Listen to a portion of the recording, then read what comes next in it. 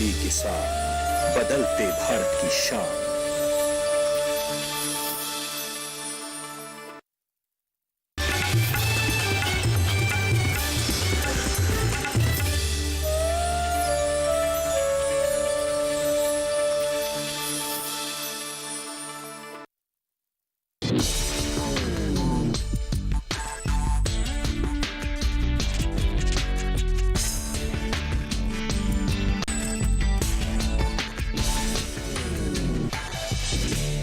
किसान भाइयों बहनों नमस्कार, स्वागत है आप सभी का कार्यक्रम किसान प्रश्न मंच के आज के अंक में। मैं हूं आपके साथ ज्योत्सना। आज हम अपने किसान प्रश्न मंच में जो विषय लेकर आए हैं वो काफी महत्वपूर्ण है। आज हम बात करने वाले हैं फसल अवशेष प्रबंधन के बारे में। जैसे जैसे अक्टूबर या नवंबर का समय पास आता है, देश में या कहें हमारे जो आसपास के क्षेत्र हैं वहां पर काफी जो धुआं है वो होने लगता है। और इसका कारण ये है कि हमारे कुछ किसान भाई बहन ऐसे होते हैं जो फसल अवशेष को जला देते हैं, जिससे काफी प्रदूषण हो जाता है, जो कि हमारी सेहत के लिए भी बहुत ज्यादा खराब होता है। इसी विषय पर आज हम बातचीत करने के लिए मौजूद हैं कृषि विज्ञान केंद्र उजवा में। हमारे साथ हमारे जो कृषि वैज्ञानिक हैं, कृषि विशेषज्ञ हैं, वो भी मौजूद हैं और साथ ही साथ मौजूद हैं किसान भाई बहन। इस विषय के संबंध में कुछ प्रश्न उनसे पूछेंगे हमारे किसान भाई बहनों से, और जो भी उन प्रश्नों का सही उत्तर देगा वो हकदार बन जाएगा किसान कप का। तो आइए कार्यक्रम की शुरुआत करते हैं और सबसे पहले आपका परिचय करवाते हैं कार्यक्रम में मौजूद विशेषज्ञों से। मैं कैलाश जाकेट विषय विशेषज्ञ कृषि प्रसार। मैं डॉक्टर समरपाल सिंह, विषय विशेषज्ञ सस्य विज्ञान, कृषि विज्ञान केंद्र उजवा, दिल्ली। मेरा नाम ऋतु सिंह है। मैं कृषि विज्ञान केंद्र उजवा में गृह विज्ञान विशेषज्ञ के रूप में कार्यरत हूँ। मैं डॉक्टर देवेंद्र राणा, विशेषज्ञ पादप सुरक्षा, कृषि विज्ञान केंद्र उजवा, दिल्ली। मैं राकेश कुमार, बागवानी विशेषज्ञ, कृषि विज्ञान केंद्र उजवा, नई दिल्ली। तो अभी आपने जाना कि आज के हमारे कार्यक्रम में कौन कौन से जो हमारे वैज्ञानिक हैं, कृषि वैज्ञानिक हैं, वो मौजूद हैं। सबसे पहले उनके लिए हो जाए जोरदार तालियां। और क्योंकि आप लोग इतना समय निकाल के आए हैं और आप लोगों के लिए भी एक जोरदार तालियां जरूर बनती हैं। तो जोरदार तालियों से शुरुआत हो चुकी है कार्यक्रम की और सवाल जवाब का जो सिलसिला है उसको शुरू करते हैं। जो भी सही उत्तर देगा वो बन जाएगा किसान कप का हकदार, और ये बताएंगे हमारे कृषि वैज्ञानिक कि किसने सही और सटीक जवाब दिया है। तो आइए सवाल जवाब का सिलसिला शुरू करते हैं। और क्योंकि हम आज बात कर रहे हैं फसल अवशेष प्रबंधन के बारे में, तो सबसे पहला सवाल आप लोगों से यही रहेगा कि फसल अवशेष प्रबंधन योजना क्या है। कौन बताएगा इसके बारे में? अपने अपने हाथ उठाइए और मैं चाहूंगी कि ज्यादा से ज्यादा लोग अपने हाथ उठाएं। यहाँ पर जो भी थोड़ा बहुत आप लोग जानते हैं उसके बारे में बताएं और देखते हैं कि किसने बिल्कुल सही बताया है या आसपास जवाब दिया है, उसके बारे में हमारे विशेषज्ञ बताएंगे। हाथ उठाइए अपने अपने, कौन बताएगा। वहां आगे से सबसे पहली जो हमारी महिला किसान बहन है उन्होंने अपना हाथ उठाया है और काफी जोश में भी जो है वो दिखने में। चाहूंगी आप अपने स्थान पे खड़े हो जाएं और सबसे पहले अपना नाम बताइए और कहां से। अनीता है और मैं मुंडेला कल्ला से हूँ। जी अनीता जी, ये फसल अवशेष प्रबंधन योजना की शुरुआत क्यों की गई? ये क्योंकि हमारे एरिया में जो वायु प्रदूषण इतना बढ़ गया था, इसलिए ये किया गया है। क्योंकि इससे जो एलर्जी जिसको बच्चों को बढ़ गई है, बड़े बुजुर्ग हैं उनको बढ़ गई है, तो इसलिए सरकार ने मतलब ये वो किया कि ये किस लिए हो रहा है। तो इसका एक ही नतीजा निकला है कि जो हम फसल बोते हैं तो जो उसके अवशेष रह जाते हैं काटने के बाद, उसको जलाना या कुछ भी वो फिर हवा में उड़ के हमारे आसपास जो फैलेगा और वो ही हम सांस लेते हैं तो हमारे अंदर जाके हमें बीमार करता है। तो इसके लिए कि इसको कैसे मतलब उसको कम किया जाए, इसलिए उसके प्रबंधन के लिए जो है ये किया गया था। तो अब हमारे एरिया में इतना फ़र्क हो गया है कि अब हम पहले जो धान बोते थे, पराली जलाते थे, अब वो नहीं जलाते हैं। अब हम उसको बेच देते हैं ताकि उससे हमारे पैसा भी आए हमारे पास और जो वायु प्रदूषण भी ना हो। तो इसलिए हम अब कोई भी वो होता है हमारे आसपास भी जो मतलब जलाने की कोशिश करते, तो उनको भी हम बोलते हैं कि आप ऐसा ना करें, क्योंकि इससे हम लोग, हमारे बच्चे ही मतलब बीमार होंगे। तो इससे उनमें फर्क पड़ा है। अब वो ज्यादा से ज्यादा उसको बेचने की कोशिश करते हैं ताकि उनके पास पैसा भी आए और उसका निस्तारण भी हो जाए, उनको किसी चीज की वो जरूरत ना पड़े। बिल्कुल, तो काफी विस्तार से जो है आप बैठ सकती हैं अपने स्थान पर। काफी विस्तार से जो है अनीता जी ने इसका जवाब दिया है। यहाँ पर आइए इनसे भी बात करते हैं और इनसे पूछते हैं। मैं चाहूंगी आप अपने स्थान पर खड़े हो जाएं। आप अपना नाम बताइए और कहाँ से हो? मेरा नाम धर्मपाल त्यागी है जी मैं शिकारपुर गांव से रहने वाला हूँ। जी, ये फसल अवशेष प्रबंधन परियोजना की शुरुआत क्यों की गई? ये फसल प्रबंधन अवशेष की शुरुआत इसलिए की गई कि लोग किसान जो थे धान की पराली, गेहूं का पराली उसको जला देते थे जल्दी अपनी अगली फसल बोने के लिए और उसको ज़मीन को तैयार करने के लिए। अब उसके इतने सारे प्रदूषण हो गया, उससे धुआं हो गया, पूरी दिल्ली में पूरे वातावरण में फैल गया। उसका निस्तारण होने से हालांकि हमारे यहाँ तो अब ये धान की पराली तो बिक जाती है, 5 से 6 हज़ार रुपये एकड़ के हिसाब से हमारे यहाँ पराली बिक जाती है, तो हमारे यहाँ तो धान की पराली की समस्या नहीं रही। लेकिन उसके साथ हम ऊपर से काट देते हैं, उसको 6 इंच 8 इंच ऊपर से काटते हैं। वो हमारी फसल के लिए, अगली फसल के लिए देर में तैयार करती है और तैयार होती है फसल ज़मीन और उसका निस्तारण नहीं हो पाता। तो उसके लिए भी कई किसान हमें यहाँ कृषि विज्ञान केंद्र से हमें गाइड किया गया था, कई मशीन आई हुई है। उन मशीनों से हम उसके अवशेष को छोटा छोटा बारीक बना के ज़मीन में मिला देते हैं। वो हमारी ज़मीन में खाद का भी काम करती है और उस ज़मीन का सुधार भी करती है और हमारा जो वातावरण दूषित होता था उसको भी साफ रखती है। बिल्कुल, आप अपने स्थान पर बैठ सकते हैं। यहाँ पर मैं आपसे चाहूंगी, आप कुछ बताना चाहेंगे इसके बारे में और सबसे पहले जानेंगे कि आपका नाम क्या है, कहाँ से आप? मेरा नाम पूजा है, मैं काजीपुर से हूँ। जी, फसल अवशेष प्रबंधन परियोजना की शुरुआत क्यों हुई? ये इसलिए की गई थी क्योंकि काफी टाइम से दिल्ली में प्रदूषण बहुत ज्यादा बढ़ रहा है, तो प्रदूषण को रोकने के लिए और क्योंकि प्रदूषण से बहुत ज्यादा बीमारियां फैल रही है, बच्चों को, बुजुर्गों को, सबको इस चीज से बहुत ज्यादा प्रॉब्लम हो रही है, तो उसको रोकने के विषय ये कृषि प्रबंधन इसलिए किया गया है ताकि ये सब रोक सके। और जो किसान हैं अपना काफी अमाउंट लगाते हैं अपनी खेती में, तो कुछ ऐसा हो कि ताकि वो जो अमाउंट उनका कम लगे और उनकी फसल भी अच्छी हो और जो पराली हम जलाते हैं वो उसको खाद के रूप में अपनी जमीन में ही यूज कर ले। बिल्कुल, तो यहाँ पर जो 3 जवाब जो हैं वो हमें मिले और जैसे कि हम ये आजकल जानते भी हैं कि महिलाएं जो हैं वो हर क्षेत्र में आगे हैं, तो ऐसा लगता है कि कार्यक्रम में भी जो महिलाएं हैं वो अपना ज्यादा योगदान दे रही हैं। 2 महिला किसान बहनों ने जो है वो जवाब दिया है और केवल 1 किसान भाई हैं, और मैं चाहूंगी कि ज्यादा से ज्यादा जो हमारे किसान भाई बहन हैं वो इसके अंदर आए और बढ़ चढ़कर जो है कार्यक्रम के अंदर हिस्सा लें। अब आइए रुक करते हैं हमारे कृषि वैज्ञानिकों का और जानते हैं सबसे पहले कि किसने सही जवाब दिया है इन तीनों में। इसमें फसल अवशेष परियोजना की शुरुआत के बारे में अनीता जी ने जो शुरू में जो बताया, जो जानकारी थी फसल अवशेष की क्यों और इसकी क्यों आवश्यकता पड़ी, इसके लिए जो कप के हकदार वो अनीता जी होंगे इसमें। जी बिल्कुल, तो अनीता जी के लिए जोरदार तालियां हो जाए, तालियां रुकनी नहीं चाहिए। आइए अनीता जी, मैं चाहूंगी इनके लिए तालियां बजती रहें।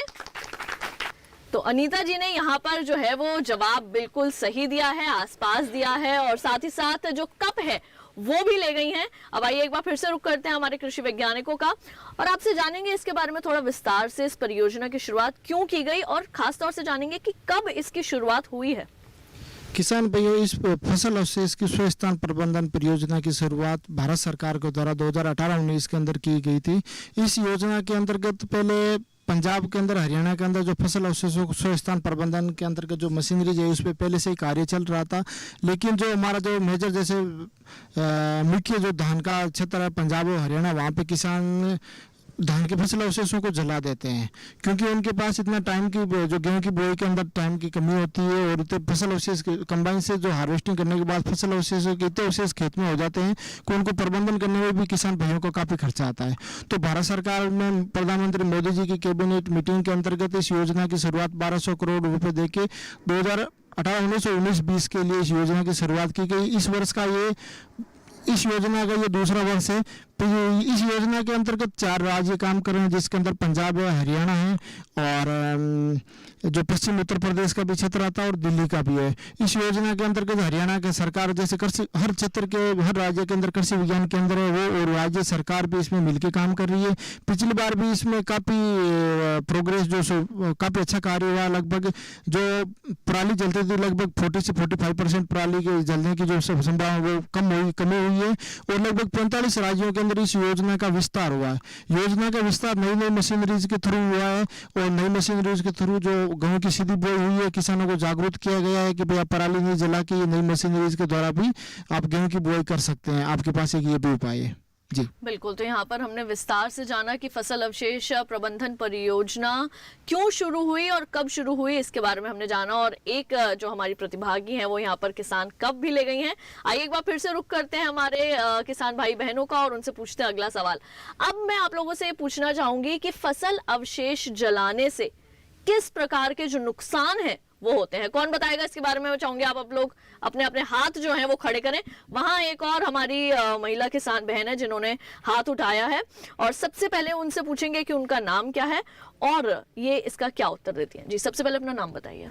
मैम, मेरा नाम साक्षी है और मैं बादली गांव से हूँ। जी बताइए। मैम, ये फसल अवशेष जलाने से बहुत सारा धुआं होता है और पोल्यूशन होता है, जिसकी वजह से बहुत सी बीमारियाँ होती है और लोगों को सांस लेने में भी बहुत ज़्यादा दिक्कत होती है।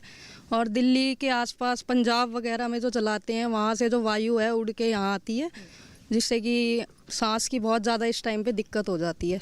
जी बिल्कुल, यहाँ पर देखते हैं कि हमारे किसी किसान भाई, यहाँ आगे एक हमारे किसान भाई हैं, उन्होंने भी अपना हाथ उठाया है और उनसे भी पूछते हैं सबसे पहले उनका क्या नाम है और इसके बारे में क्या उत्तर देंगे। अपना नाम बताएं। मेरा नाम पवन कुमार है, गांव हसनपुर है। जी पवन जी, क्या बताएंगे इसके बारे में। इसके जलाने से सबसे पहले तो हमारा पोल्यूशन इतना बढ़ गया अब दिल्ली में जी, बहुत ज़्यादा। दूसरा, हमारी ज़मीन के जो उर्वरक शक्ति थी उसको भी कम करता है। जो जिंदे जीवाणु जमीन के अंदर है वो भी उससे मर जाते हैं। तीसरा, मैं एक मशरूम फार्मर हूँ, मैं इसका अब बहुत बड़ी कैपेसिटी में खरीदूंगा। नुकसान इसमें मेरा भी है, किसानों का भी है और मैं आज भी 30 टन पर मंथ खरीदता हूँ जी। सबसे तो यही है कि हमें अवशेष कोई भी नहीं जलाना चाहिए। आज उस अवशेष को जिंदा करके हम उससे पैदावार ले रहे हैं जी। मरे हुए को जिंदा करके फिर हम उससे फिर जीवाणु पैदा करते हैं। बिल्कुल, ये है। और सबसे बड़ा नुकसान तो हमारे शरीर का है। बिल्कुल, सबसे बड़ा नुकसान जो है वो हमारे शरीर का। आप बैठ सकते हैं अपने स्थान पर। आप कुछ बताना चाहेंगे इसके बारे में। मैं चाहूंगी अपना नाम बताएं पहले। मेरा नाम जय भगवान है जी, कालिमपुर से हूँ जी।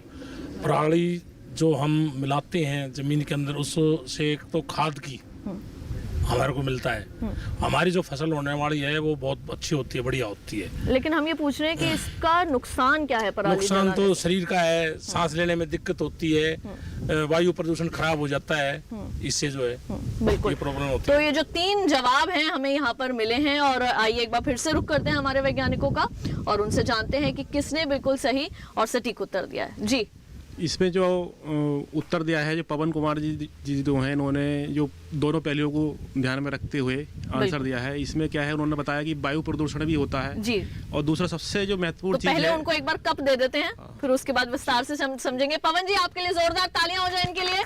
आइए और अपना जो कप है वो आप यहाँ से लेके जा सकते हैं और जब तक इन्हें कप ना मिल जाए तब तक ये तालियां बजती रहनी चाहिए। बिल्कुल, तो पवन कुमार जी ने सही उत्तर दिया है कृषि वैज्ञानिकों के जो उन्होंने बताया। अब आइए आप इनका रुख करते हैं। तो जैसा कि पवन कुमार जी ने बताया था कि इसके जलाने से एक तो वायु प्रदूषण होता है। तो वायु प्रदूषण में क्या है, ये जल जाता है ये इसका क्रॉप रेजिड्यू, जैसे धान की पुआली जो है, तो उससे क्या है काफ़ी मात्रा में एक तो न्यूट्रिएंट मतलब लॉस होता है और दूसरा उसका धुआं जो है वो मतलब वायु में चला जाता है, जो कि हमारे स्वास्थ्य के लिए भी हानिकारक है। और तीसरी चीज़ ये है कि जो जलाते हैं जो पुआल वगैरह हम, तो उसका टेम्परेचर जो है ज़मीन का ज़्यादा बढ़ जाता है। उसमें जो माइक्रोब जो होते हैं, जो मतलब सूक्ष्म जीवी होते हैं, उनका क्या है, उनका वो नष्ट हो जाते हैं। और जब वो नष्ट हो जाएंगे तो हमारी जितनी भी जो बायोलॉजिकल फिनोमिना है, जो बायोलॉजिकल प्रॉपर्टी है ज़मीन की, वो नष्ट हो जाएगी और जो पोषक तत्व जो पौधे को मिलने चाहिए वो नहीं मिलेंगे। एक तरीके से जो ज़मीन है एकदम निर्जीव हो जाती है और इससे काफ़ी नुकसान है। और हमारी ज़मीन जो है धीरे धीरे क्या है, जैसे पुआल जो जलाने के बाद जो उसका राख बचती है ना, तो किसान उसे ज़मीन में मिला देते हैं। ज़मीन में मिलाने से क्या है, उसमें ज़मीन के अंदर खारापन हो जाता है, मतलब उसका जो pH बढ़ जाता है, pH मान जो उसका अभिक्रिया बोलते हैं ज़मीन की, वो बढ़ जाती है। और उससे क्या है, जो बढ़ने से जो न्यूट्रिएंट जो हैं, वो पोषक तत्व जो हैं वो प्लांट को नहीं मिल पाते हैं। इससे काफ़ी मात्रा में जो है ज़मीन को और वायुमंडल को मतलब प्रदूषण है और काफ़ी नुकसान है। बिल्कुल, तो यहाँ भी हमने अभी अपने विशेषज्ञ से जाना कि इससे क्या क्या नुकसान हो सकते हैं। अभी तो हमने बात की नुकसान की, अब थोड़ी सी लाभ की भी जो है वो जरा यहाँ पर बातचीत करें और जाने कि हमारे किसान भाई बहन इसके बारे में कितनी जानकारी रखते हैं। जो फसल अवशेष है उसे मिट्टी में किस तरह मिलाया जा सकता है और मिट्टी में मिलाने से उसके क्या क्या लाभ हो सकते हैं, इसके बारे में कौन बताएगा। वहां एक बार फिर हमारी एक महिला किसान बहन ने हाथ उठाया है और आइए उनका रुख करते हैं और उनसे सबसे पहले जानेंगे उनका नाम क्या है और फिर जानेंगे कि वो इस प्रश्न के बारे में कितनी जानकारी रखती हैं। अपना नाम बताइए। नाम सुदेश है, मैं उजवा गांव से हूँ जी। जो पराली है वो कटने के बाद या जो भी फसल के अवशेष हैं वो जब बच जाते हैं तो वो लाभ जो है उर्वरकता बढ़ा देते हैं ज़मीन की और जिससे जो है फसल ज़्यादा उत्पन्न की जा सकती है और भी और बस इसी के बारे में जानकारी नहीं। बिल्कुल, तो इन्होंने अपनी तरफ से तो जानकारी दी, आप में से कोई बताना चाहेगा? जी बिल्कुल, यहाँ पर एक बार फिर से जो हमारी महिला किसान बहन है उन्होंने हाथ उठाया है। जी बताइए। मेरा नाम पूजा है।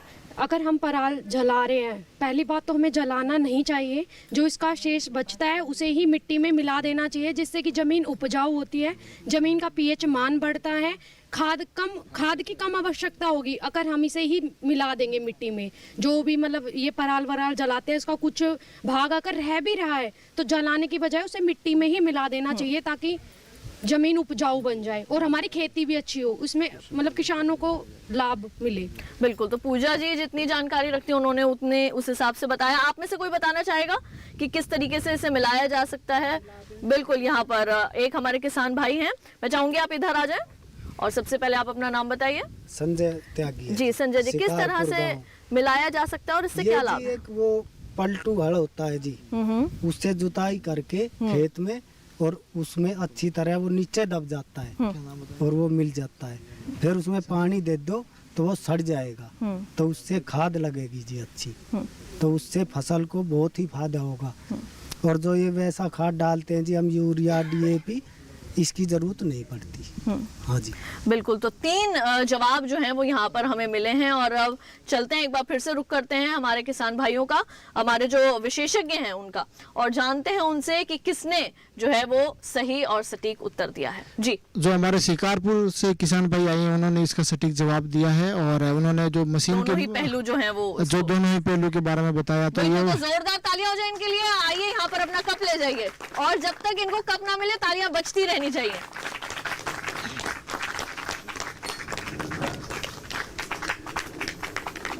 धीरे धीरे जो जोश है हमारे किसान भाई बहनों का वो यहाँ पर बढ़ता जा रहा है और आइए एक बार फिर से रुक करते हैं और इसको थोड़ा विस्तार से समझेंगे। किसान भाइयों, जो धान की पराली होती है हम इसको खेत के अंदर जैसे 2 तरीके से मिला सकते हैं। एक होता है जो कंबाइन से जो धान की हार्वेस्टिंग होती है, जो धान की कटाई होती है, वो पूरा जो फसल अवशेष होते हैं वो खेत के अंदर ही होते हैं। तो उसको मिलाने के लिए जो बोलते हैं ना खेत के अवशेष खेत में ही रहने चाहिए, तो वहाँ पे जो बेफिसिटर जो नई मशीन आई है, इस मशीन के द्वारा जो कंबाइन से कटा हुआ क्षेत्र होता है उसके अंदर गेहूं की हम सीधी बुआई कर सकते हैं।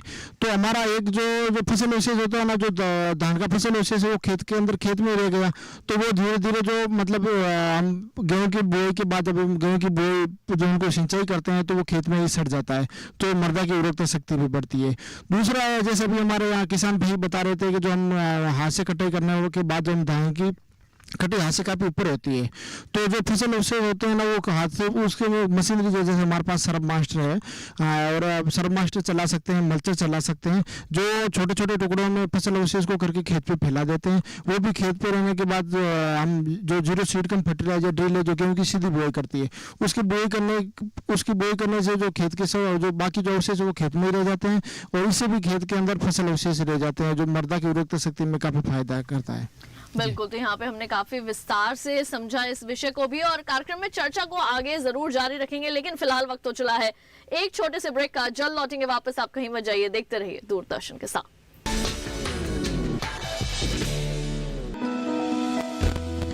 जानकारी जो किसानों के लिए हो लाभकारी, समस्याओं पर पड़ेगा समाधान भारी,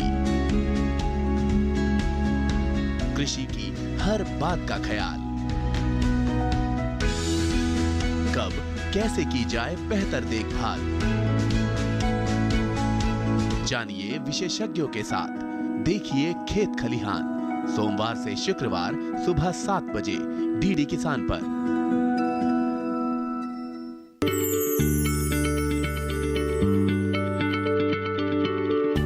क्या आप किसी बीमारी से परेशान हैं? चाहते हैं डॉक्टर की सलाह? तो हम हैं आपके साथ। बताएंगे आपको जीने की राह। समस्याएं आपकी, समाधान देश के मशहूर विशेषज्ञों के। घर बैठे बात करें देश के जाने माने डॉक्टरों से।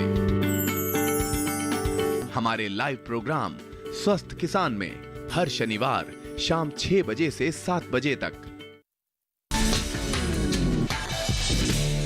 ब्रेक के बाद एक बार फिर आप सभी का स्वागत है कार्यक्रम किसान प्रश्न मंच में। और आज हमारी पूरी टीम मौजूद है कृषि विज्ञान केंद्र उजवा में। और आज हम जिस विषय पर बात कर रहे हैं वो बहुत ही महत्वपूर्ण विषय है, और वो है किस तरह से फसल अवशेष का प्रबंधन किया जा सके। अब तक हमारे किसान भाई बहन जो हैं वो यहाँ से किसान कप ले जा चुके हैं। और आइए कार्यक्रम में जो सवाल जवाब का सिलसिला है उसे एक बार फिर से बढ़ाते हैं और एक बार फिर रुक करते हैं हमारे किसान भाई बहनों का। अब आपसे ये जानना चाहेंगे कि वैज्ञानिक विधि से किस तरह से फसल अवशेष का प्रबंधन किया जा सकता है।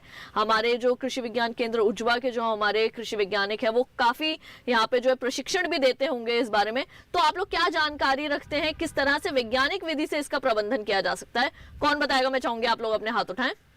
जी बिल्कुल, यहाँ पर एक बार फिर से जो हमारी महिला किसान बहन है उन्होंने ही सबसे पहले हाथ उठाया है। जो हमारी महिला किसान बहन है वो ज्यादा जो इस कार्यक्रम में वो आगे पार्टिसिपेट करी है। जी अपना नाम बताइए। मेरा नाम संजोक्ता है और मैं जिला झज्जर से हूँ। जी, ये जो हम फसल बोते हैं और उसको जो हम हाथ से कटाई करते हैं, आजकल धान कट रहे हैं तो कई मजदूरों से कटवाते हैं, तो वो ज़्यादातर हाथ से ही कटाई होती है, मशीनों से नहीं कराती। हम उसको हाथ से कटाते हैं तो वो अपने हाथ से 8 इंच ऊपर से वो काटते हैं ताकि हाथ पे कोई वो ना आए। उसके बाद में वो जो नीचे रह जाते हैं उसके फूस वगैरह जो रह जाता है उसको जो हमारे वैज्ञानिक हैं उन्होंने ऐसी कई मशीनें चलाई हुई हैं तो जो उनको बारीकी उससे काटते हैं। फिर उनको जड़ से काटा जाता है, बिल्कुल बारीक बारीक। उसके अवशेष होने के बाद में वो हमारे खेत की मिट्टी में ही मिल जाते हैं, जिससे हमारी जो खेतों की मिट्टी है वो उसकी उर्वरक शक्ति वैसी ही बनी रहती है जैसी हमारी। और क्योंकि कई लोग होते हैं जो उनको जलाने के लिए वो करते हैं, उनको हम यही एडवाइस देते हैं कि इनको जलाया ना जाए। इनको आजकल ऐसी मशीन चली हुई है, कंप्यूटराइज्ड भी चली हुई है कि जो बारीक करके इनको वापस हमारी ही मिट्टी में उनको मिला देते हैं। बिल्कुल, तो संजोक्ता जी ने काफी सुंदर जो है वो उत्तर दिया है। और ये लेकिन ये कितना सही है कितना सटीक है ये तो हमारे कृषि वैज्ञानिक ही जो है वो बता पाएंगे। आप में से कोई बताना चाहेगा कि किस तरीके से वैज्ञानिक विधि से इसका प्रबंधन किया जा सकता है? जी अपना नाम बताएं। मेरा नाम महावीर सिंह है, गांव मेरा डासा है। अब तक ये चलता रहा कि भाई पराली काटने के बाद में क्या कुछ किया जाए। कई किसान ऐसे हैं बेचारे जिनके पास फसल ज़्यादा है, वो कटाई भी नहीं करवा सकता। सबसे बढ़िया तरीका ये है अपने 1 एकड़ के कोने में एक गड्ढा खुदवाया जा और उसमें कटवा के इसको डाल दिया जा। थोड़ा बहुत इधर से या घर से इसके ऊपर गोबर डाल दिया जा, उसमें पानी लगा दिया जा, सड़कें बिल्कुल तैयार हो जाएगा। अगले साल उसने खेत में डाल दी। अगर हम फसल कटने के बाद में धान के उसी टाइम इसको खेत में काटते हैं या और कुछ करते हैं तो अगली जो फसल लगाते हैं उसके जर्मिनेशन में अंतर आ जाता है। उतना जर्मिनेशन नहीं होता और ना फसल की उतनी ग्रोथ हो पाती क्योंकि वो सड़ा नहीं है और बीमारी रूप धारण कर जाती है। तो इससे सड़ाना जरूरी है जिससे प्रदूषण भी ना हो, ना धुआं हो और कई साल की उर्वरा शक्ति जमीन की बढ़ जाती है। बिल्कुल बिल्कुल। अच्छा, आप भी बताना चाहेंगे यहाँ पर कुछ? बिल्कुल बताइए कि वैज्ञानिक विधि से कैसे करें? वैज्ञानिक विधि से जैसे कंबाइंड से हम जो है धान की कटाई करवा देते हैं, 0 ड्रिल से उसकी सीधी बुआई हम कर सकते हैं या हैप्पी सीडर से सीधी बुआई हो जाती है। उससे जो नीचे अवशेष बचते हैं जिस टाइम हम पानी लगाते हैं उसका बढ़िया खाद लगता है और फसल भी बहुत अच्छी होती है। जी, जो फसल अवशेष हमारे रह जाते हैं ज़मीन में फसल काटने के बाद में, हम उनको 2-3 मशीन है, उनमें एक विशेष रूप से रूटावेटर नाम से है। रूटावेटर से उसके छोटे छोटे टुकड़े हो जाते हैं और उसमें एक मैं नाम भूल रहा हूँ, एक ये तैयार करवाते हैं यहाँ के विज्ञान केंद्र वाले भी। 2 किलो गुड़ 200 लीटर पानी में डाल के वो एक केमिकल तैयार किया जाता है, कल्चर कल्चर बोलते हैं उसको, उस कल्चर का छिड़काव अगर जो खेत में कर दिया तो 20 से 25 दिन में वो अवशेष खत्म हो जाते हैं और फसल हमारी जमीन उर्वरक हो जाएगी और फसल के लिए बोने के अगली फसल बोने के लिए टाइम बच जाएगा उनके पास। बिल्कुल। तो यहाँ पे हमें 4 जो हैं वो जवाब मिले हैं। अब आइए एक बार फिर से रुक करते हैं हमारे वैज्ञानिकों का और जानते हैं कि किसने बिल्कुल सही और सटीक जवाब दिया है। जी ये मास्टर जी जो आपके शिकारपुर गांव से आए हुए हैं, इन्होंने काफ़ी जो है सही जवाब दिया है। तो कि किसान कब के हकदार आपके लिए बनते हैं। जोरदार तालियां हो जाए। आइए और अपना किसान कप ले जाइए। आइए और इनके लिए भी तालियां बजती रहनी चाहिए जब तक किसान कप ना मिल जाए। धन्यवाद। और आइए रुक करते हैं हमारे वैज्ञानिकों का। किसान भाइयों, जो ये फसल का अवशेष है इसको कैसे हमें वैज्ञानिक विधि से इसका प्रबंध करना है। खास बात यह है कि जैसे किसान भाई ने कुछ ने बताया था कि पहले किसान इसको जला देते थे तो उससे बहुत सारी समस्या पैदा होती थी। तो वैज्ञानिक विधि के द्वारा जो सरकार ने बहुत सारी मशीनरी भी इसमें दी है, तो ये है कि जो फसल का अवशेष यानी कि जो लोग कंबाइन से हार्वेस्टिंग होती है तो नीचे का काफ़ी भाग जो है खेत में बच जाता है, जिसको हम अवशेष के रूप में कहते हैं। और इसमें एक खास बात यह है कि इसमें न्यूट्रिशनल जो है ना सारी जो चीज़ें हैं, पोषक तत्व, वो बहुत काफ़ी मात्रा में पाए जाते हैं। तो उनको जो अब जैसे मशीन आई है, कई मशीनें हैं कि जो आप, क्योंकि धान की होता क्या है कि कभी कभी लेट जो है इसकी कटाई होती है तो किसान को गेहूं बोने की जल्दी होती है, तो उसको बीच में इतना समय नहीं होता कि वो सारी प्रक्रिया कर सके।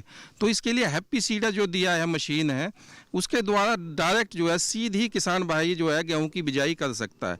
तो उससे समय की बचत होती है, साथ ही साथ जो आपकी लागत आती है, क्योंकि उसके जुताई करने के लिए कभी कभी 5-6 हज़ार तक जो है 1 एकड़ में खर्चा आ जाता है। तो आप मशीन के द्वारा, हैप्पी सीडर के द्वारा अगर सीधी बुआई करते हैं तो ये लागत आपकी बचती है, इसका आपको मुनाफा होता है। इसके अलावा जो कुछ और मशीनें हैं जैसे मल्चर वगैरह है, अगर हम उनको खेत में चलाते हैं तो क्या करते हैं कि जो अवशेष है उसके छोटे टुकड़ों में उसको कर देते हैं। उस छोटे टुकड़े को अगर हम जैसे रूटावेटर से एक भी जुताई कर देते हैं तो पूरी जो है वो खेत में अच्छी तरह से मिल जाता है। वो जो पोषक तत्व है, उर्वरकता शक्ति है इसकी जो अपनी मिट्टी की, वो बढ़ती है। क्योंकि जो ये प्रोजेक्ट चला हुआ है सरकार का, इसका सबसे पहले उद्देश्य एक तो ये था कि भाई इसमें मिट्टी की जांच की जाए पहले, कि आज हम अगर फसल अवशेषों को उसी मिट्टी में मिला रहे हैं और 3 साल बाद हम देखते हैं उसमें कि क्या पोषक, इसकी जो मृदा की उर्वरकता शक्ति है उसमें कितना अंतर आया। क्योंकि जो नीचे का भाग है फसल का उसमें सबसे ज़्यादा पोषक तत्व होते हैं। तो मशीनरी के द्वारा इसका जो है प्रबंध आप कर सकते हैं। साथ ही साथ जो इसके जो आपका अवशेष है नीचे का, उसकी कटाई करके भी जो है आप विभिन्न तरह की जो है कंपोस्ट आप बना सकते हैं। उस कंपोस्ट से आपके जो चीज़ें आपकी जैसे डीकम्पोजर बैक्टीरिया होते हैं उनको आप मिला के 1-1.5 महीना में उसकी अच्छी खाद आप बना सकते हैं। साथ ही साथ उसको आप जो वर्मी कंपोस्ट, जो केंचुए की खाद होती है, इसका जो महीन भूसा होता है उसमें भी आप इसको इस्तेमाल कर सकते हो। यानी कि एक भाग जो है इसका आपका अवशेष, वो 3 भाग गोबर को आप मिला के आप एक साथ प्रयोग करते हो तो जो खाद है आपकी केंचुए की वो भी अच्छी बनती है। तो इसके साथ साथ एक किसान भाई ने बताया भी था थोड़ा कि इसके जो अवशेष हैं इसका भूसा बना के हम जो बटन मशरूम है उसको भी पैदा कर सकते हैं। क्योंकि जो गेहूं का भूसा होता है वो थोड़ा महंगा होता है और जो धान का भूसा है वो थोड़ा सस्ता होता है। तो इसको हम मशरूम के लिए भी इसको प्रयोग कर सकते हैं। साथ ही साथ जो इसका बड़ा भाग भी है वो पेड़ी स्ट्राइक मशरूम होती है, उस मशरूम को उगाने के लिए भी इसका नीचे का जो भाग है पूरा का पूरा उसको इस्तेमाल कर सकते हैं। तो आप वैज्ञानिक विधि से इसे मशीनरी द्वारा, एक उद्देश्य है कि उस जो अवशेष है उसको अच्छी तरह उसी खेत में मिला कर उसकी उर्वरकता शक्ति को बढ़ाना है। चाहे वो आप कंपोस्ट बना के बढ़ा रहे हो, चाहे वहीं आप जो है मशीनरी के द्वारा माध्यम से मिला के बढ़ा रहे हो। बिल्कुल। तो काफ़ी विस्तार से जो हमारे कृषि वैज्ञानिक हैं उन्होंने जानकारी दी। और जब एक किसी भी विषय के संबंध में जब हम कुछ ज़्यादा जानते हैं, विस्तार से जानते हैं, तो उसे हम समझने की भी अच्छी तरह से कोशिश करते हैं, और जिससे कि खेती किसानी का क्षेत्र हो या फिर क्षेत्र हो पशुपालन का, उसमें भी हमें काफ़ी उसमें सहायता मिलती है। तो भाई एक बार फिर से रुक करते हैं हमारे किसान भाई बहनों का, और अब आपसे मैं ये जानना चाहूँगी कि हैप्पी सीडर से या फिर कहें जीरो सीड कम फर्टिलाइजर से किस तरह से जो है वो गेहूँ की जो है वो बुआई की जा सकती है। आप में से कौन बताएगा? मैं चाहूंगी हमारे जो किसान भाई हैं उन्होंने यहाँ पर आप हाथ उठाया है, और आइए जानते हैं इनसे क्या उत्तर देंगे। गेहूं की बुआई जो हम धान की कटाई के बाद करते हैं, हैप्पी सीडर जीरो ड्रिल से डायरेक्ट बुआई, उससे एक तो जो हम जुताई करते हैं वो खर्चा जो हमारा बचता है 5-4 हज़ार रुपये जो लगते हैं किसान का वो बच जाता है। सीधी बुआई करते हैं 1000 या 1200 रुपये में उसकी बुआई हो जाती है। इससे जो है हमारा खर्चा बचता है और खाद भी लगती है, पहले ही हम बता चुके हैं ये उसकी फसल अवशेषों के बारे में, ये हमारा वो फायदा है। बिल्कुल, आप अपने स्थान पर बैठ सकते हैं। आप में से कोई और बताना चाहेगा इसके बारे में? बिल्कुल, पीछे हमारे एक और किसान भाई हैं, उन्होंने भी अपना हाथ उठाया है और आइए उनसे पूछते हैं कि किस तरह से इसकी बुआई इससे की जा सकती है। जी, मेरा नाम मोहन सिंह, सारंगपुर गांव से। जी, धान की कटाई के बाद तो 5-6 इंच के जो अवशेष बच जाते हैं, आप एपी सीडर से अगर बुआई करते हो डायरेक्ट, एक ही बार में खाद और गेहूँ दोनों इकट्ठी बुआई हो जाती है उनकी। और जिस खेत में खरपतवार कुछ ज़्यादा है उसमें एपी सीडर बहुत अच्छा काम करता है, वो आगे खरपतवार को काट देता है, पीछे से बुआई हो जाती है। और जो साफ खेत है उसमें खाली अवशेष है, उसमें सीड टिल से सीधी बुआई हो जाती है, उसमें समय भी बचता है और पैसे भी बचते हैं।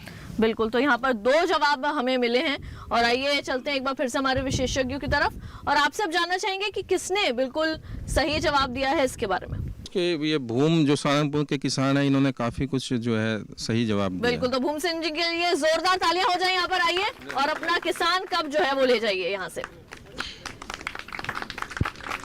और अब हमारे वैज्ञानिकों से जानेंगे इसके बारे में विस्तार से। जो हमारा धान की बुआई करने के बाद जो हम धान की कटाई होती है, वापस गेहूं की बुआई होती है, तो हमारे पास समय का अभाव होता है और हमारे पास समय बहुत कम होता है। तो इसके अंदर जो पंजाब एग्रीकल्चर यूनिवर्सिटी है जो इस पे काफ़ी काम कर रही है, जो एक मशीन है हैप्पी सीडर, जिस पे 2003 से पंजाब एग्रीकल्चर यूनिवर्सिटी काम कर रही है, जो मतलब कंबाइन से जो धान की हार्वेस्टिंग करने के बाद हम उस मशीन के द्वारा गेहूँ की सीधी बुआई कर सकते हैं।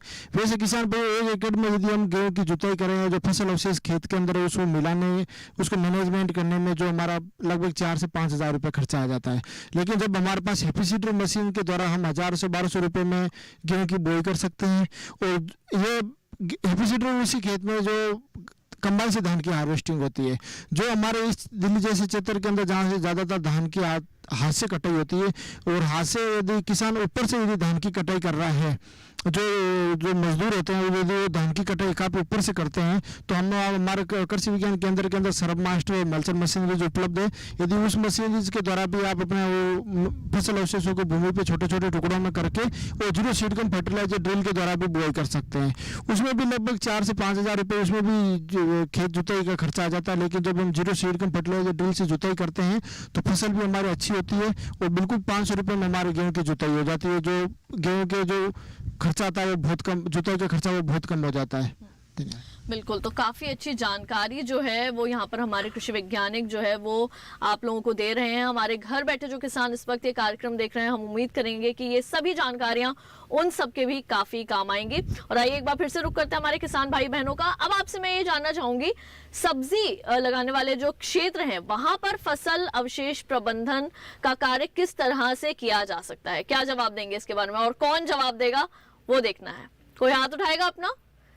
सब्जी क्षेत्र में, जो सब्जी वाले जो क्षेत्र है हमारे देश के, वहां पर किस तरह से फसल अवशेष का जो प्रबंधन है वो किया जा सकता है? कौन बताएगा इसके बारे में? कोई ऐसा जैसे थोड़ी सी भी जानकारी हो? बिल्कुल, यहाँ से एक बार फिर से हमारे किसान भाई ने अपना हाथ उठाया है और आइए एक बार फिर से उनका रुख करते हैं। जी, सब्जी कई किस्म की होती है जी। बेल की है, बेल की जिस समय उसका पीरियड ख़त्म हो जाएगा, उसकी उम्र ख़त्म हो जाएगी, फसल ख़त्म हो जाएगी, तो उस बेल को इकट्ठा करके या वहीं जुताई करके उसको ख़त्म करते हैं। और कल्चर एक विज्ञान केंद्र वाले तैयार करवाते हैं। वो कल्चर का छिड़काव करने से हरी बेल जो है या उनके पौधे इकट्ठा करके या वहाँ के वहीं वो मुश्किल से 15 दिन में ख़त्म हो जाते हैं, मिट्टी में मिल जाते हैं। सबसे बढ़िया और आसान, किसान के लिए आसान भी और सस्ता भी, सबसे बढ़िया तरीका ये है। बिल्कुल जी। तो यहाँ पर जो थोड़ी बहुत जानकारी है वो हमें मिली, आप इसके बारे में कुछ बताना चाहेंगे? किस तरह से सब्जी वाले जो क्षेत्र हैं वहाँ पर फसल अवशेष का प्रबंधन किस तरह से किया जा सकता है? जी, पूजा जी। जैसे कि ये सब्जियां होती है, उनके पत्ते होते हैं, सब्जियां तो यूज़ कर लेते हैं, पत्ते यूज़ नहीं होते, उन्हें सड़ा गलाकर उनका खाद यूज़ किया जा सकता है। और जैसे कि बेल वेल है, इनको भी मतलब कि ज़मीन में वो करके सड़ा गला के इनका खाद करके, ताकि हमारी ज़मीन बहुत ज़्यादा उपजाऊ बने, अच्छी फसल हो। बिल्कुल, तो यहाँ पर 2 जवाब जो हैं वो हमें मिले हैं और एक बार फिर से रुक करते हैं हमारे वैज्ञानिकों का और जानते हैं कि किसने सही जो है वो जवाब दिया है। जी, किसने बताया है इसके बारे में? इसका जवाब तो जैसे मेनली जो बागवानी या सब्जी का ज़्यादातर महिलाएं भी किचन गार्डन में करती हैं, तो पूजा का जवाब बहुत अच्छा रहा है। और ये पूजा जी हकदार बनते किसान कप का। बिल्कुल पूजा जी यहाँ पे आइए, जोरदार तालियां पूजा जी के लिए होनी चाहिए यहाँ। और ये लीजिए पूजा जी, आप इस किसान कप की हकदार है, तालियां रुकनी नहीं चाहिए। बिल्कुल, अब आपसे जानना चाहेंगे इसके बारे में थोड़ा विस्तार से। जो बागवानी फसलों की खेती है उसमें फसल अवशेष के लिए सबसे ज़रूरी है कि इसमें एक यंत्र आता है डिप, जो मोल्ड प्लाऊ है, जो कि फसल धान की पराली है इसको पूरी तरह से मिट्टी में मिला देती है, पलट देती है।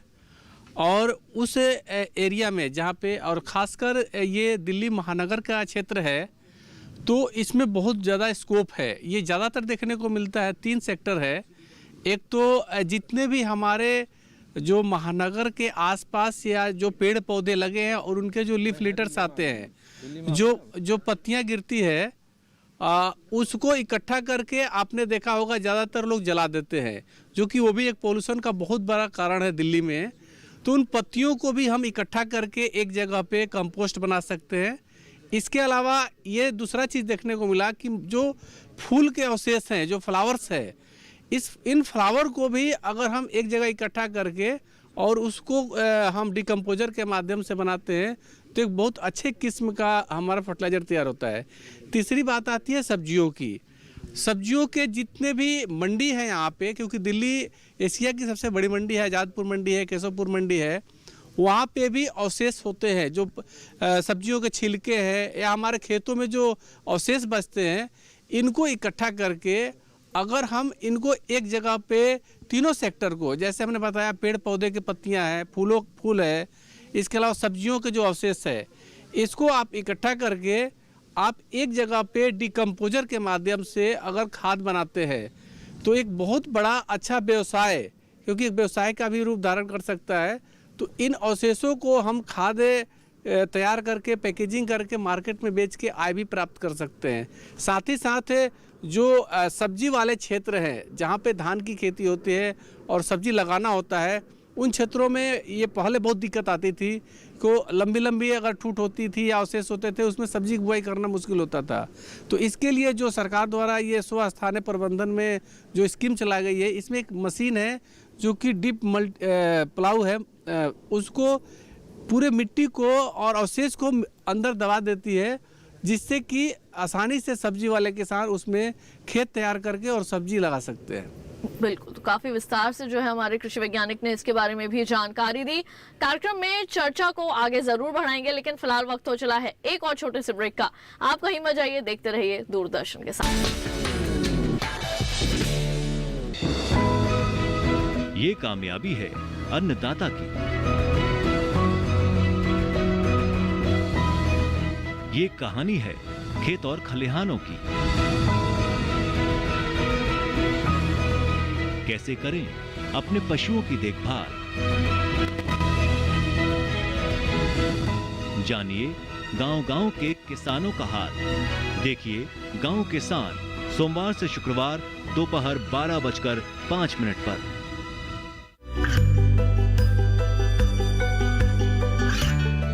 गांवों और पिछड़े क्षेत्रों में सरकारी योजनाओं की जानकारी पहुंचा। देश में कौशल और क्षमता विकास कर ग्रामीणों को सामाजिक बदलाव और विकास से जोड़ने की दूरदर्शन किसान की पहल चौपाल चर्चा देखें सोमवार से शुक्रवार सुबह 9 बजे। ब्रेक के बाद एक बार फिर आप सभी का स्वागत है कार्यक्रम किसान प्रश्न मंच में। और आज हम बात कर रहे हैं फसल अवशेष प्रबंधन को लेकर, और साथ ही साथ हमारी पूरी टीम मौजूद है कृषि विज्ञान केंद्र उजवा में, जहां कृषि वैज्ञानिक भी हैं और हमारे साथ मौजूद हैं किसान भाई बहन। तो फिर आइए एक बार फिर से रुख करते हैं हमारे किसान भाई बहनों का और उनसे पूछते हैं अगला सवाल अब मैं ये आपसे जानना चाहूंगी कि फसल अवशेष प्रबंधन किस तरह से हमारी मिट्टी की उपजाऊ शक्ति को या कहें मिट्टी की उर्वरा शक्ति को बढ़ाने में मददगार साबित होता है। किस तरह से बढ़ाया जा सकता है मिट्टी की उर्वरा शक्ति को फसल अवशेष प्रबंधन करके? कौन जानकारी देगा इसके बारे में? चाहूंगी आप लोग अपने अपने हाथ उठाएं। पीछे से हमारी एक महिला किसान बहन है जिन्होंने अपना हाथ उठाया है। आइए उनका रुख करते हैं और जानते हैं कि इनका क्या उत्तर होगा। जी मैम, ये जो हमारे फसल अवशेष होते हैं इन्हें हम जलाने की बजाय अगर मिट्टी में दबा देते हैं और इसकी जो है खाद बन जाती है, उसको हम अपने फसलों में इस्तेमाल कर सकते हैं। और गोबर वगैरह को भी मिलाने के बाद उसको इस्तेमाल करेंगे तो हमारी खेती और ज़्यादा अच्छी होगी। आप ये कहना चाह रही हूँ उससे मिट्टी की उर्वरा शक्ति जो है वो बढ़ेगी। बिल्कुल। आप कुछ बताना चाहेंगी इसके बारे में? मैं चाहूंगी आप अपने स्थान पर खड़ी हो जाए, अपना नाम बताएं। मेरा नाम निशा है। जी निशा जी। और आजकल गाँव में गोबर औरतें एक जगह इकट्ठा करती हैं और फिर जब ये आती है गेहूँ वगैरह बोने की बारी, जब वो गोबर उठा के खेतों में डलवा देते हैं और इससे फिर हमारी ज़मीन उपजाऊ हो जाती है इससे ज़्यादा। बिल्कुल। तो यहाँ हमें 2 उत्तर जो हैं वो मिले हैं और एक बार फिर से रुक करते हैं वैज्ञानिकों का और देखते हैं कि हमारी कौन सी महिला किसान बहन है जिसने सही जवाब दिया है। जी जो निशाई जो है उनका आंसर कुछ हद तक ठीक है और बाकी मैं डिटेल में बताऊंगा वही। बिल्कुल। तो निशा जी के लिए जोरदार तालियां हो जाएं। और निशा जी आइए, अपना किसान कप जो है वो ले जाइए। निशा जी के लिए भी तालियां बजती रहनी चाहिए। सबसे पहले मैं बताना चाहता हूं कि जो फसल अवशेष है उसे प्रबंधन करने से सबसे ज़्यादा ज़मीन पर असर पड़ता है और जो कि अगर उसे मिला देते हैं खेत में हम अपने या फिर उसके मल्चिंग के उसमें यूज करते हैं तो उसके स्वास्थ्य पर जो है बहुत अच्छा प्रभाव पड़ता है। क्योंकि जो ज़मीन की जो संरचना है, जो भौतिक संरचना है और केमिकल संरचना है और जो बायोलॉजिकल प्रॉपर्टी बोलते हैं वो है, ये बहुत अच्छे इस पर जो है डायरेक्ट इफेक्ट पड़ता है उसका।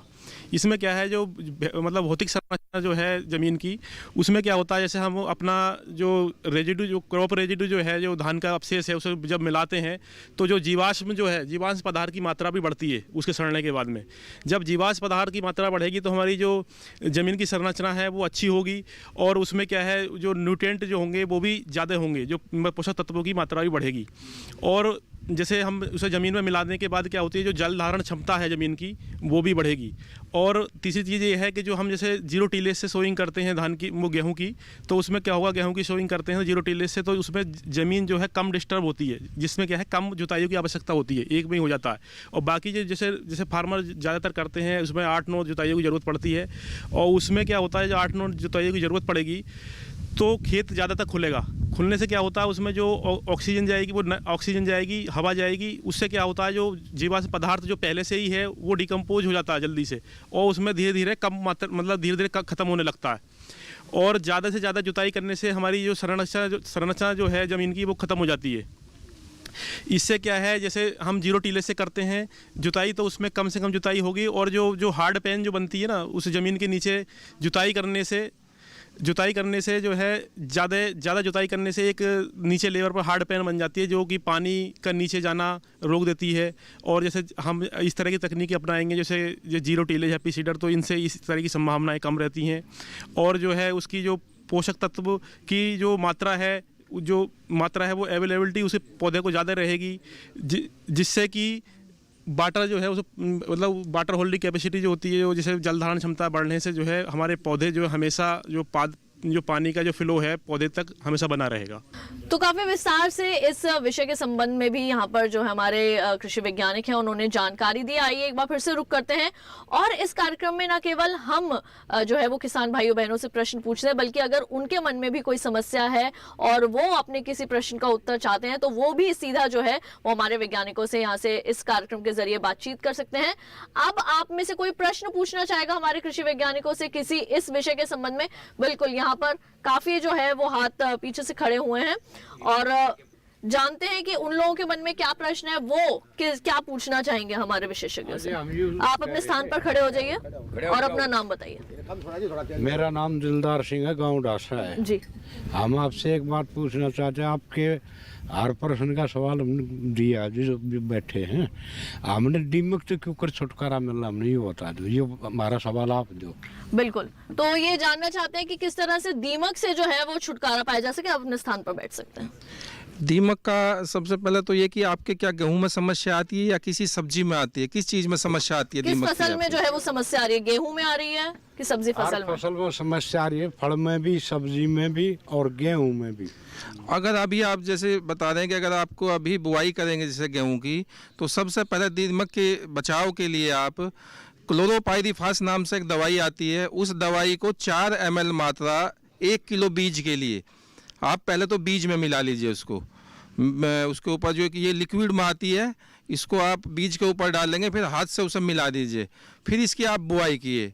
इसके बाद भी अगर आपको ये लगता है कि पहली सिंचाई करने के बाद उस समय पहले दिखाई देती है तो दीमक, या फिर अंत में लास्ट में जब कटाई के समय आती है फसल तब दिखाई देती है, तो इसके लिए भी आप पहली सिंचाई पे क्लोरोपाइरीफास की 1.5 लीटर मात्रा को 1 किले के लिए आप इस्तेमाल कर सकते हैं। इस्तेमाल करने का तरीका ये है कि आप इसे 4-5 किलो बालू रेत में मिला के पूरे खेत में छिड़क सकते हैं, या फिर जो ग्लूकोज की जो बोतल होती है उसके माध्यम से भी पानी के साथ आप पूरे खेत में इसको दे सकते हैं। तो अगर आप ऐसा करते हैं तो आपकी जो दीमक की समस्या है वो ठीक हो जाएगी। बिल्कुल। और आप में से आप कुछ पूछना चाहेंगे? जी, मैं ये पूछना चाहती हूँ, मेरा प्लॉट है काफ़ी मतलब 100 गज में, तो मैं उसमें ना थोड़े से हिस्से में पालक और मेथी उगाती हूँ। तो मैं पालक और मेथी एक ही प्रक्रिया से उगाती हूँ और सारी चीज़ ठीक हो जाती है, लेकिन पालक तो हो जाती है, लेकिन मेथी का कोई वो जो है पेड़ उगता है वो उगता ही नहीं है। तो मैं 3-4 साल से इस चीज़ के लिए बहुत ज़्यादा परेशान हूँ। जी, एक तो जब भी आप किचन गार्डन की बात कर रही हैं आप, तो जो भी किचन गार्डन लगा रहे हैं इस बात का ध्यान दें, एक तो सारी सब्जियों का लगाने का समय का आपने ज़रूर ध्यान देना है कि खरीफ मौसम, रबी मौसम और जायद मौसम की कौन कौन सी सब्जियां हैं।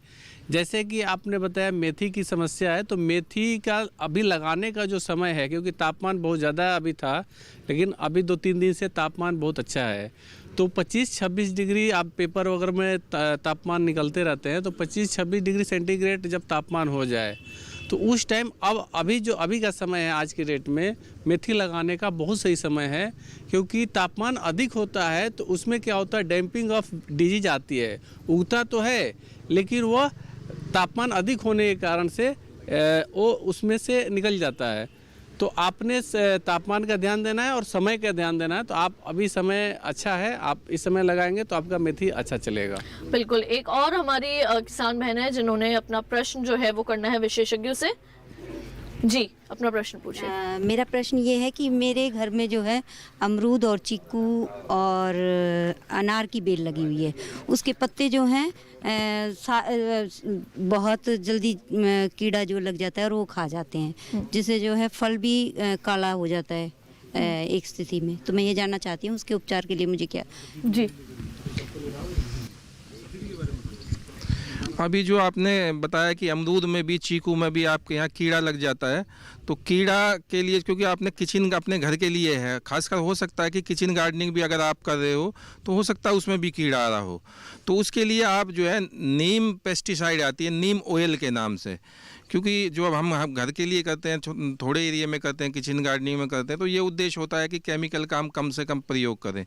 तो इसके लिए नीम ऑयल आता है, उसको 5 ml मात्रा को आप 1 लीटर पानी में मिला के उसका छिड़काव कर सकती हैं, और ये 1 सप्ताह में 1 बार कर सकती हैं, इसका कोई साइड इफेक्ट भी नहीं है। जी, आपका कोई प्रश्न? डॉक्टर साहब, जो सब्सिडी जो अभी मशीनों पर आई हुई है, ये कैसे मिलेगी, कहाँ से मिलेगी, क्या करना पड़ेगा? जी, काफ़ी महत्वपूर्ण प्रश्न है ये। किसान भाइयों, जो ये आपकी स्कीम है, इसकी आज हम बात कर रहे हैं, ये भारत सरकार की स्कीम है। ये स्कीम जो है राज्य सरकार के द्वारा ये किसानों के बीच में लागू होती है। तो राज्य सरकार के माध्यम से जितनी भी सब्सिडी हैं, क्योंकि भारत सरकार ने राज्य सरकार को दी हुई हैं, तो इसके लिए ये है कि आप का जो नज़दीक का ब्लॉक है, उस ब्लॉक में जो BDO है वहाँ से आप संपर्क करें। इसके लिए जो है कुछ मशीनें हैं, जैसे आपका हैप्पी सीडर है, रूटावेटर है, मल्चर हैं और कई तरीके की मशीनें हैं जिन पर आपको सब्सिडी है। सब्सिडी एक तो आपको अगर ग्रुप बना कर आप लेते हैं तो उसमें 80% सब्सिडी आपको मिलेगी। अगर आप इंडिविजुअल अकेले लेते हैं तो 50% की सब्सिडी आपको मिलेगी।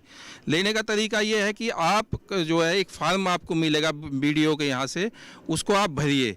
भरने के बाद में उसके कुछ पेपर वो आपसे मांगेगा, जैसे आपका पैन कार्ड है उसकी फ़ोटोकॉपी आप लगाइए, जो ज़मीन है आप उसका आपकी जो पेपर है वो ज़मीन की फ़ोटोकॉपी आप लगाइए, साथ ही साथ आइडेंटिटी प्रूफ के रूप में जो आधार कार्ड है आपका उसकी एक फ़ोटोकॉपी लगाइए, और साथ ही साथ जो बैंक के आपके पेपर है, क्योंकि अकाउंट जहाँ भी जिस बैंक में भी है आपका उसके आपको पेपर लगाने पड़ेंगे, क्योंकि जो सब्सिडी आएगी वो सीधे आपके अकाउंट में आएगी।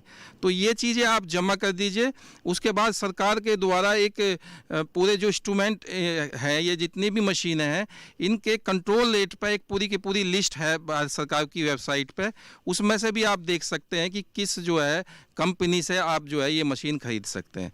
तो कुछ ही जितनी जल्दी आप इसको कर देंगे, क्योंकि अभी समय है आपके पास, उतनी जल्दी आपको जो है ये मशीनरी आपकी उपलब्ध हो जाएंगी। बिल्कुल। और साथ ही एक सवाल मेरा भी आप लोगों से यहाँ पर रहेगा कि कृषि विज्ञान केंद्र किस तरह से फसल अवशेष प्रबंधन को लेकर किसानों को जागरूक कर रहा है? देखिए, कृषि विज्ञान केंद्र जैसे देश के हर जिले में है, तो सीधा संपर्क इनका किसानों के साथ ही होता है। तो जो भी समय भी कोई भी नई जानकारी, कोई योजना आती है, तो हमारे भरसक प्रयास रहता है कि इस तकनीकी को किसान तक पहुंचाया जाए। तो वर्ष 2018-19 में ये इस परियोजना की शुरुआत हुई थी और कृषि विज्ञान केंद्र दिल्ली को इसमें चुना गया था। तो इसके तहत हमने किसानों के बीच में अवेयरनेस यानी कि जागरूकता अभियान आयोजित किए, और साथ ही साथ इसमें किसान वैज्ञानिक परामर्श भी कराए गए कार्यक्रम, जिसमें उनको मशीनरी की जो मशीनरी कृषि विज्ञान केंद्र को मिली, उनको प्रदर्शन के द्वारा, क्योंकि जब तक हम उसका प्रदर्शन करके नहीं दिखाएंगे तकनीकी का, तब तक किसानों को सही जानकारी नहीं मिल पाएगी। तो प्रदर्शन के द्वारा उनको दिखाया गया, और उसके बाद क्योंकि जागरूकता हमें सभी में लानी है, सिर्फ किसानों में नहीं, हमें पूरी अपने आसपास के क्षेत्र के लोगों में लानी है। तो इसके लिए हमने स्कूलों का चुनाव किया, जिसमें स्कूलों में बच्चों को भी जागरूक करने के लिए हमने पोस्टर के द्वारा या क्विज कंपटीशन के द्वारा, इसके द्वारा हमने वहाँ पे ऑर्गेनाइज कराए, ताकि उनमें भी जागरूकता आए कि प्रदूषण का समस्या का हल आप कैसे कर सकते हैं, जिसमें एक कारक आपका पराली जलाना भी है। तो इस तरीके के कार्यक्रम आयोजित किए गए हैं, और हम इस वर्ष भी कर रहे हैं। जागरूकता अभियान हमने शुरू कर दिए हैं, और फिर रेडियो जो कि और दूरदर्शन बहुत अच्छा माध्यम है ज़्यादा से ज़्यादा लोगों तक पहुंचने का, इसका भी हम लोग इस्तेमाल कर रहे हैं, ताकि ज़्यादा से ज़्यादा लोग जागरूक हो और इस योजना का लाभ उठाएं, और हमारी मिट्टी, जो मुख्य हमारा उद्देश्य है मिट्टी को बचाने का, वो सफल हो। बिल्कुल। तो हमारे आज के कार्यक्रम में जो हमारा विषय था फसल अवशेष प्रबंधन, इसको लेकर काफ़ी अच्छी बातचीत जो है वो यहाँ पर रही। हमारे किसान भाई बहन हैं, उन्होंने भी अपने प्रश्न जो हैं वो रखे आगे, और इसके साथ ही हम उम्मीद करेंगे कि हमारे आज के कार्यक्रम में जो जानकारियाँ आप तक पहुँचाई गई हैं वो आप लोगों के ज़रूर काम आएंगी। ज़ोरदार तालियाँ हो जाए एक बार हमारे विशेषज्ञों के लिए, और एक बार ज़ोरदार तालियाँ आप सभी के लिए। आप लोगों ने इतना समय निकाला और बहुत अच्छे प्रश्न पूछे, और बहुत बहुत मुबारक जिन हमारे किसान भाई बहनों ने जीता है किसान कप। और इसके साथ ही हमारे आज के कार्यक्रम में केवल इतना ही। अगली बार फिर आप सभी से होगी मुलाकात एक नए गांव एक नए विषय के साथ। तब तक के लिए मुझे दीजिए इजाजत। आप देखते रहिए दूरदर्शन के साथ। नमस्कार।